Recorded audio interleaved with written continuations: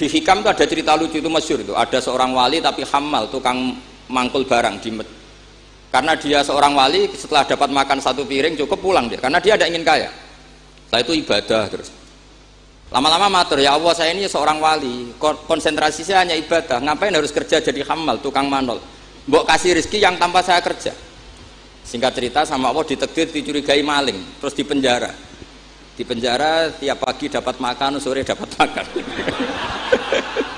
Terus tanya, ya Allah kenapa jadinya gini? Kan kamu minta rezeki tanpa kerja. Ya di penjara itu gitu. Nah, makanya semenjak itu wali-wali itu gak berani doa karena sekali salah itu masalah. Termasuk doa minta jadi wali itu efeknya punya istri cerewet kata Gus Zafur. Karena itu satu paket katanya.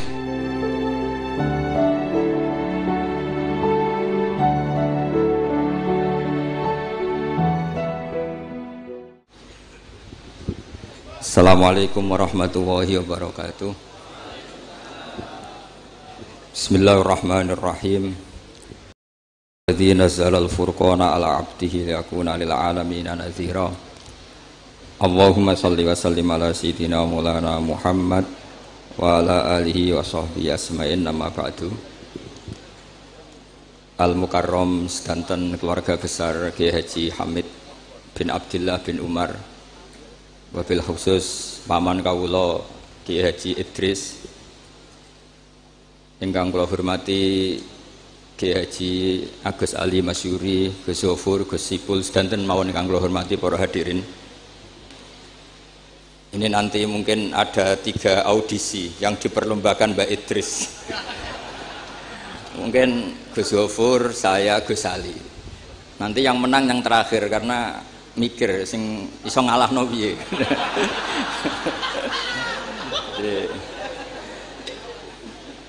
Yang kasihan Gus Zafur karena pertama, jadi saya bisa gasap ilmunya nanti. Begini, kecil saya itu sering sowan Pak Hamid karena memang sepupu mbah saya.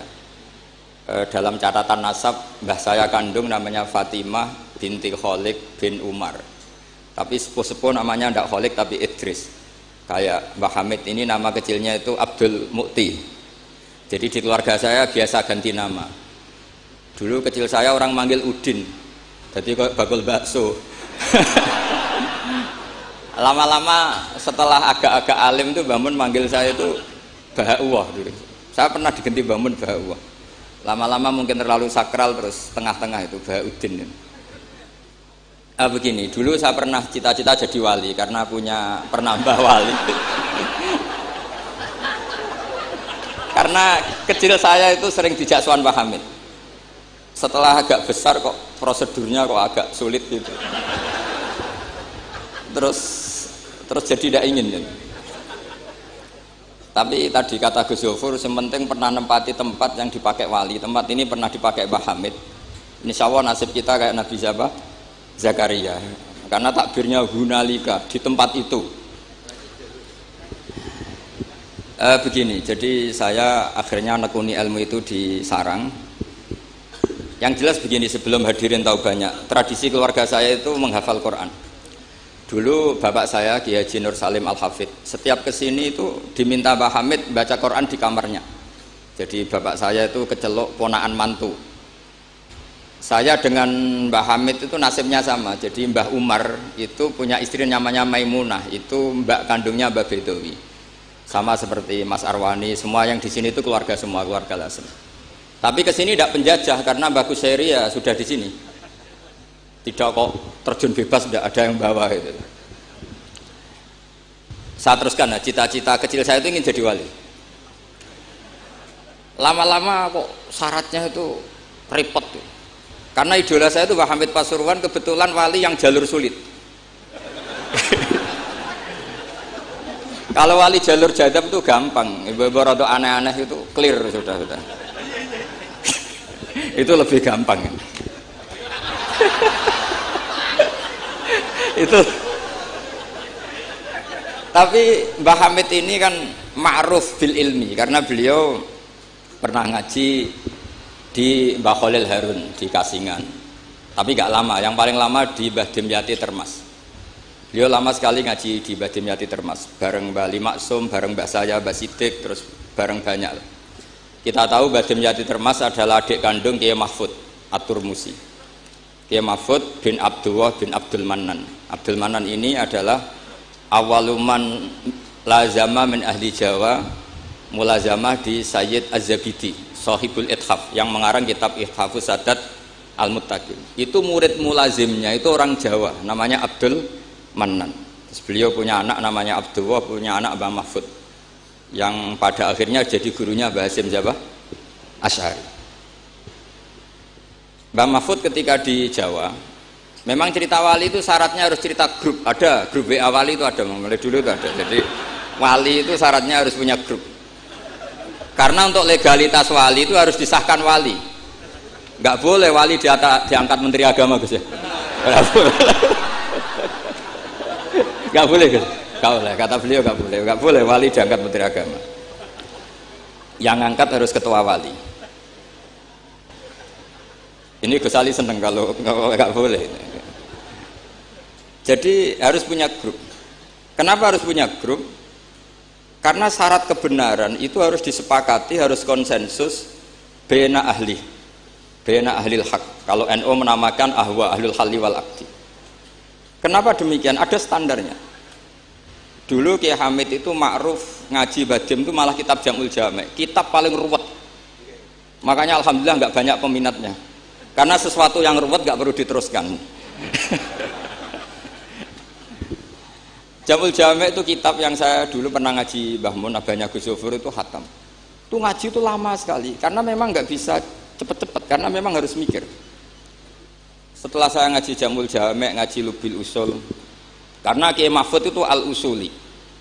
Nah ini kaitannya dengan kewalian Mbah Hamid. Nanti kamu bisa daftar lewat jalur ini, jalur saya ini nanti. Kitab Usul Fiqih adalah sebetulnya kitab yang memudahkan kita jadi wali. Meskipun pelajarannya susahnya minta ampun.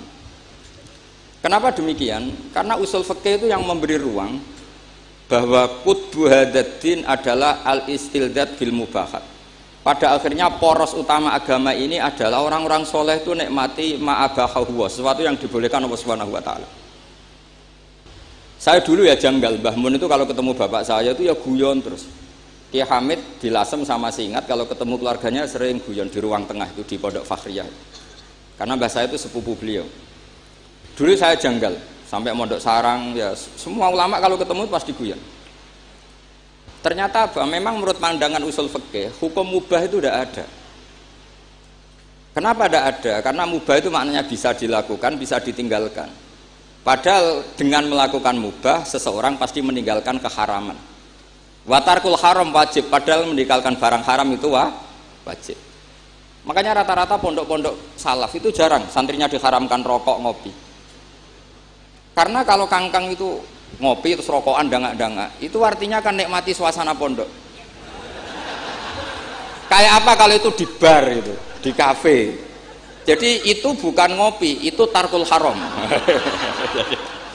Nah, ini saya mohon yang kangkang kecil-kecil jadi wali lewat itu saja. Sehingga tidur itu ya wajib, karena dengan tidur kamu tidak bisa maling, tidak bisa dugem, tidak bisa ke kafe, tidak bisa di perapatan lihat wanita-wanita cantik. Jadi wan naumu ibaratun antar kilmaasi. Itu cara pandang usul fikih. Sehingga dengan cara pandang seperti ini Allah ngendikan wa min ayatihi manamukum billaili wan nahar. Termasuk ayatnya Allah adalah kamu tidur baik malam maupun siang dan baik subuh. Jadi cara pandang adalah al-manam itu tarkul ma'asi. Sehingga orang-orang usul fikih, makanya ketika Mbah Hamid terkenal wali, kemudian setelah saya besar tahu bahwa orang alim sampai bisa menerjemahkan menazamkan sulam taufik macam-macam lah. Yang saya kenang adalah saya ini itu, saya tak matur Mbak Idris, itu pernah Pak Alik saya ini apal diba, apal berjanji, apal burda. Itu juga karena mbah saya kandung namanya Mbak Fatimah. Cung, Kak Hamid itu jadi wali, itu mergo apal burda, apal diba. Karena saya masih ingin jadi wali, saya hafalkan. Akhirnya saya hafal. Saya tidak tahu ini kalau Gus Aziz ini hafal apa enggak. Padahal sarannya mantunya orang Islam harus hafal Gus ini kan. Jadi saya ini Akhirnya saya hafal, sampai sekarang hafal. Tapi tidak untuk pidato, ya hafal saja. Kalau Pak Said Akil sirat, hafal terus ngendikan terus kalau pidato. Katanya kalau nggak hafal nggak NU katanya. Begini, saya ini termasuk pengagum wali-wali alim. Mimbenihim tentu Mbah Hamid. Pertama Mbah Mun terkenal wali itu juga diantaranya yang memaklumatkan itu Mbah Hamid. Ini ini ada Mas Arwani. Ketika Pak D. Taifur sama Mbah Hamid sama keluarga, beliau memutuskan sudah saya hanya sama keluarga. Ketika ada tamu dilihat sama Pak D. Taifur, itu siapa? Itu Gus Mun. Mbah Hamid spontan ngindikan rojulun alimun waliwah. Semenjak itu orang Mbah Hamid spontan komentari Mbah Mun rojulun alimun waliwah. Semenjak itu orang ya sama lah seperti Mbah Hamid dulu mungkin sudah wali, tapi maklumatnya ketika Habib Ja'far bin Syekhon memaklumatkan bahwa akan datang seorang wali, terus yang datang ngaji Ihya itu Kiai Hamid. Nah ini nunggu pengumuman berikutnya. Tapi tadi Gus Gofur sudah mengumumkan Gus Ali datang, ini juga wali ya. Ini. Jadi, anggap saja ini penobatan. Cuma yang agak masalah ini kan Gus Gofur itu pernah putus sama Gus Ali. Mbah Mun saja manggil Gus Ali le. Jadi ini kalau betul penobatan minal adna ilal a'la ini agak. Jadi ini tauliyatul adna lil a'la. Jadi ini agak masalah. Maka belum begitu sah ini tadi. Atau kalau sah ya tanpa penobatan itu memang sudah wali itu. Jadi ini. Begini, saya minta supaya pendaftaran wali itu lewat jalur ilmu saja. Saya punya sekian cara untuk Anda menjadi wali, dekat Allah, maksudnya wali itu dekat Allah. Tentu tidak akan sekali Mbah Hamid, sudah itu tidak sopan, ingin sekali Mbah Hamid itu tidak sopan. Jadi wali yang biasa-biasa saja. Saya pernah baca hadis di Musnad Ahmad. Suatu saat Rasulullah itu kelihatan ceria sekali. Oh, monggo Gus Idrar, monggo. Monggo. Gimana Gus Idrar?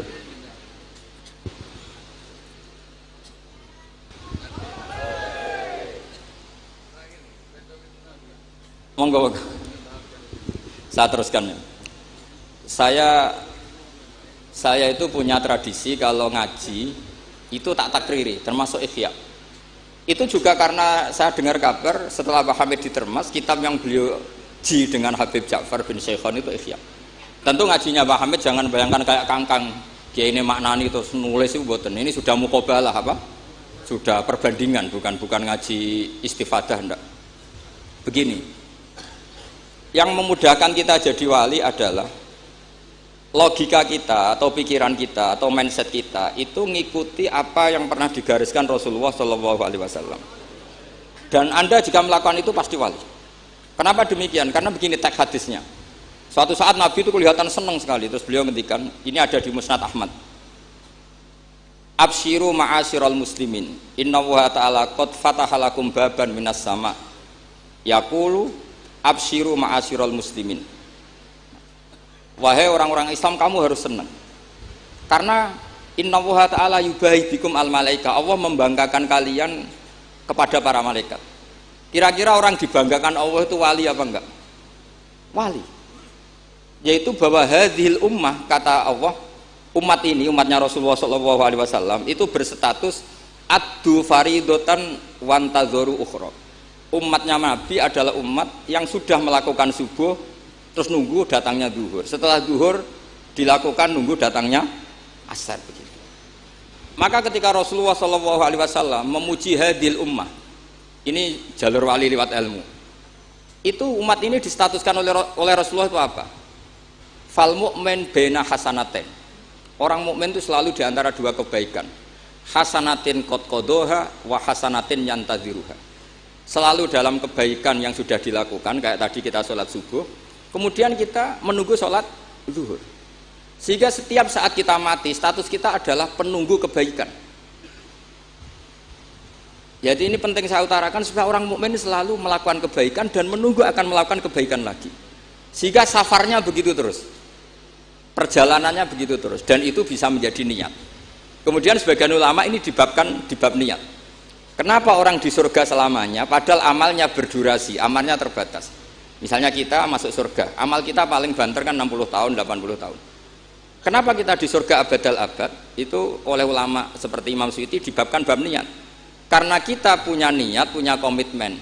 Lau isna abadal abad la amanna ya abadal abad. Lau syi'na abadal abad ya la sholaina abadal abad.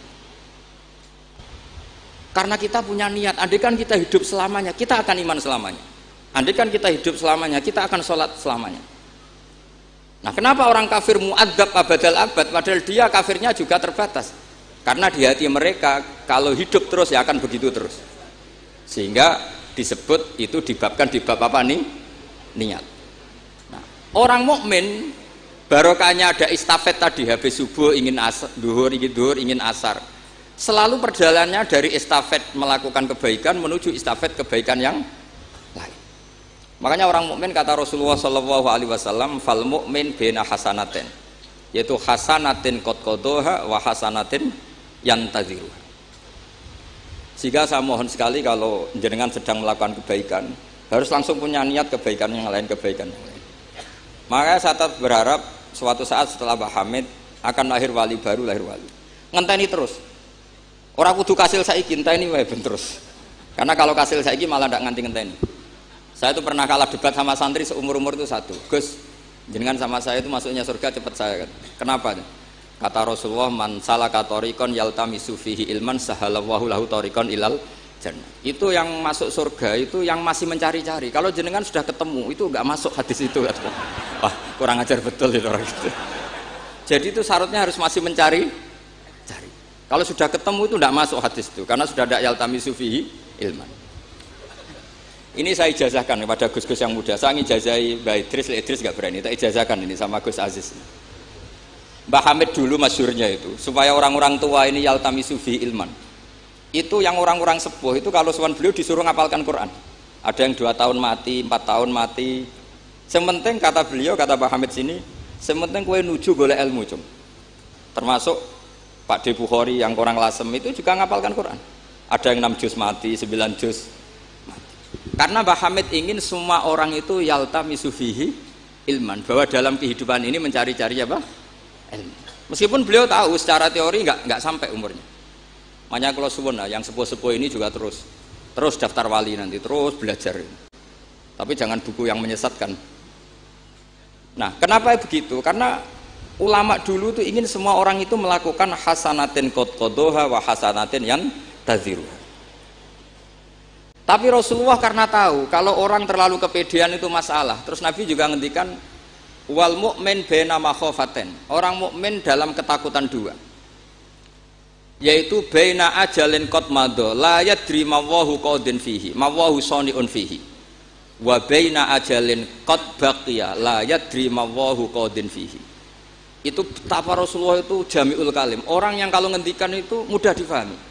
Tapi kamu jangan selalu gembira, kamu itu punya 2 ketakutan, dihimpit 2 ketakutan. Yaitu ketakutan masa lalu kamu, yang kamu tidak tahu Allah akan memperlakukan kamu kayak apa. Dan ajal yang akan datang, kamu juga gak pernah tahu nanti kamu diperlakukan Allah kayak apa. Makanya terus ulama-ulama kalau ngarang itu biasanya dibabkan kitabul khaufi war roja. Jadi rojaknya karena al-mu'min baina hasanatin, yaitu hasanatin qad qadaha wa hasanatin yantaziruha. Tapi juga al-mu'min baina makhafatain, baina ajalin qad madha la yadri ma wallahu saniun fihi wa baina ajalin qad baqiya la yadri ma wallahu qadin fihi. Sehingga orang Islam semuanya stabil, ada khauf, ada raja. Dan itu lagi-lagi di kitab Ihya, kitab yang dimulazamai Mbah Mun, dimulazamai Mbah Hamid. Saya sampai sekarang masih terus belajar Ihya. Nak ra iso yo ngerpek. Saya sampai sekarang masih ngerpek kitab Ithaf itu. Karena saya punya Ihya itu 4 kalau nggak 5, cetakan Toha Putra, DKI, Darul Hadis Al-Qahirah. Saya biasanya kalau kitab induk punya sampai 4 sampai 5. Nggak tahu kalau ibu induk nggak tahu itu punya, itu nggak tahu saya. Pokoknya kalau kitab induk itu saya punya sampai 4. Karena sering salah cetak. Kenapa dulu sering salah cetak begini? Kalau seorang ulama ngarang ditungguin muridnya. Imam Buaiti nulis, Imam Buzani nulis, Imam Robi nulis. Mungkin karena Imam Syafi'i ngendikan misalnya yas tasfid, mungkin yang satu nulis pakai shin, yang satu nulis pakai sod. Sehingga kitab sekecil takrib itu ada wafinus khotin gak ada. Nah, karena kalau sekarang kan enggak di komputer, kalau masternya sama ya sama. Terus kalau dulu enggak, wafi ba'din nusah kada, wafi nusotin kada, karena muridnya beda. Problemnya ya nanti kalau muridnya pas geloyor ya enggak karu-karuan. Makanya ada sanad, salah petik itu jadi mati. Ada santri yang enggak pati ngalim, kitabnya dia itu hayatun sauda dawaun min kulida. Jadi kelebihan titik. Akhirnya dia cari ular hitam, khayat itu mana nih ular, sauda itu hitam, dawaun min kulida, penyembuh dari segala penyakit. Karena kitabnya pakai titik 2, dia cari ular hitam. Kebetulan itu kobra. Ya dipatok mati. Ya sembuh betul, tidak sakit lagi. Ya. Ya dia kitabnya dia itu hayatun sauda. Padahal yang benar itu habbatun sauda. Jadi kalau salah titik itu resikonya seperti itu. Jadi habbatun sauda, kitabnya dia hayatun sauda. Nah berikutnya ini mungkin yang terakhir, ini trik jadi wali. Yang mintorikil ilm, seorang lagi mintorikil ilm. Banyak kitab menjelaskan bahwa Abu Yazid Al-Bustami itu tanya, ya Allah, orang sehebat saya itu siapa? Karena beliau itu ahli ibadah. Sama Allah dijawab oleh hatif ya tentu. Kamu tidak usah tanya caranya Allah jawab gimana. Tidak wali itu tetap nggak bisa tuh. Jadi wali dulu nanti tahu sendiri. Ditunjukin temannya yang pinggirnya itu loh, teman kamu yang tidur. Kenapa ya Allah? Ini orang sama saya husnudzon, tahu bahwa saya ini baik sekali, makanya ditinggal tidur. Kalau kamu ibadah terus, jadi ada gimananya gitu sama saya. Jadi, kamu jadi wali yang jalur itu aja, yang apa? Ya husnudzon itu. Sampai di Ihya itu ada makalah begini. Suatu saat zaman kalau sudah rusak, itu hatta yakuna ahsana a'malihim an-naum. Sehingga ngamal terbaik mereka itu tidur. Kenapa demikian? Saya pernah belajar juga sama bapak. Kalau bapak guyon tuh gini. Kan di Hikam itu ada makalah gini. Manusia itu siapa? Kata Hikam, man kanat mahasinuhu masawiyah. Manusia itu orang yang kalau baik saja buruk, apalagi pas buruk. Jadi manusia itu mangkanat mahasinuhu masawiyah, fakaifa la takunu masawihi masawiyah. Manusia itu orang pas baik saja buruk, apalagi pas buruk. Terus tak tanya bapak, kalau niku pak imam masjid sing istiqomah, ya apa istiqomah? Tapi ono kemungkinan yen ra ikhlas nak dimami wong liya. Sama sih itu. Imam masjid ning desa-desa itu istiqomah, kadang niate ben gak kena wong liya. Sehingga banyak alumni yang ngantri itu gak jadi imam karena sampai watuk sampai pelo ora fase tetep mau digenti. Dalile saking istiqomah. Tapi kita kan ndak tahu mergo ditindah wong liya apa enggak kan ndak pernah tahu.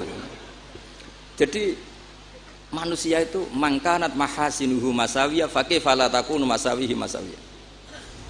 Nah begitu juga misalnya orang alim, saya ini kata orang banyak itu alim, baik kan? Tapi akhirnya nggak sopan. Saya di atas Gus Zofur, di atas Gus Ali ini kan nggak sopan. Makanya tak jamin ini nggak lama-lama. Karena nggak sopan tuh nggak boleh lama-lama gitu. Jadi orang itu apapun baiknya itu pasti ada sisi. Itu guyonannya orang-orang alim dulu itu sampai gitu. Man kanat mahasinuhu masawiyah, fakaifa la takunu masawihi masawiyah. Manusia itu orang yang saat baik saja ada buruknya, apalagi pas buruk. Coba kamu fikir itu bagus. Karena ngeringankan hisab, tapi ono tangga lara ra iso nulung, ono wong macam-macam ra iso nulung. Padahal fikir itu bagus.